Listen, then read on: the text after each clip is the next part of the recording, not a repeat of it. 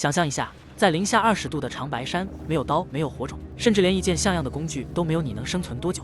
德爷这位极限生存专家正赤手空拳地挑战这片冰天雪地，他的每一步都是一次与自然的博弈。今天我们将跟随德爷的足迹，揭开这些生存技巧背后的科学原理，看看他是如何用智慧战胜荒野的，顺便看看他有没有被冻成冰棍。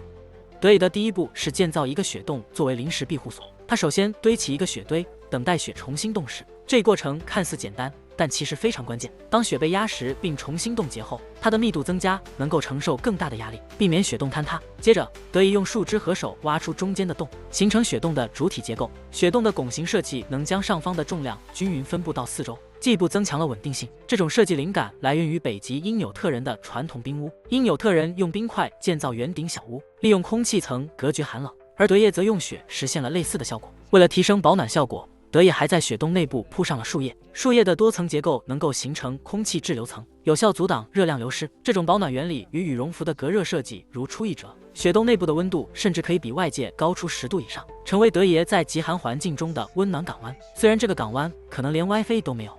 为了在雪地上行走更方便，德爷用树枝和绳子制作了简易雪鞋。他选择的是柔韧的松树枝，因为这种材料既轻便又坚固。雪鞋的设计是通过增加脚底面积，分散身体重量，防止陷入深雪中。雪鞋的原理来源于物理中的压强公式。通过增加脚底面积，德爷减少了单位面积上的压力，从而避免了陷入雪中。这种技巧在古代北美原住民中也被广泛使用，被称为雪地行走的智慧。德爷的雪鞋不仅让他能在雪地上自由行走，还大大节省了体力。不过看起来确实有点像雪地板人字拖。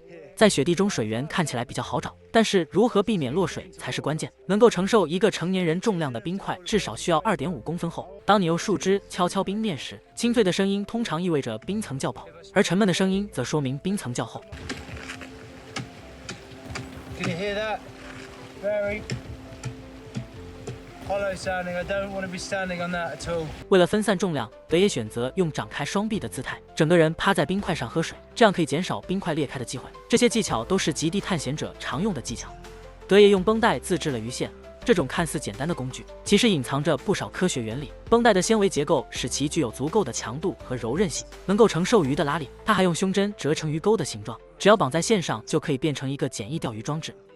冰钓的关键在于找到鱼群活动的区域。德选择在冰层较薄的区域凿洞，因为这里通常氧气充足，鱼类更活跃。他还用树枝作为浮标，观察水面的动静。这些技巧不仅展示了德爷的生存智慧，也让我们看到了冰钓的独特魅力。在钓鱼时，德爷不慎掉进了冰冷的河水中，他的第一反应是迅速爬上岸，避免体温进一步流失。That is cold. Everything's wet.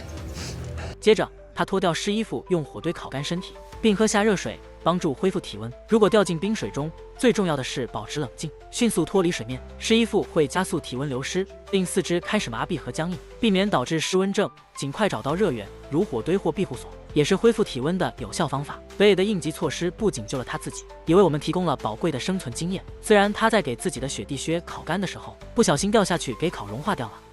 Today's not my day, is it? 后来，德爷终于成功钓上来一只红鳟鱼。这在野外绝对是非常美味的一顿晚餐。他用苔藓包裹红鳟鱼，放在火堆上蒸熟。这种烹饪方法不仅简单，还非常实用。苔藓的多孔结构能够吸收水分并保持湿润，形成一个天然的蒸锅。在野外没有蒸锅的情况下，苔藓蒸鱼的原理是利用火堆的热量和苔藓的保湿性能将鱼肉蒸熟。这种方法不仅能锁住鱼肉的鲜味，还能避免直接接触火焰，防止烤焦。德爷的这顿荒野美食不仅填饱了肚子，也让我们看到了野外烹饪的无限可能。德爷在长白山的求生之旅，他的每一个动作背后都隐藏着千百年来的生存智慧。下一次当你面对极端环境时，或许这些技巧能成为你的救命稻草。当然，希望你不会像德爷一样掉进冰水里。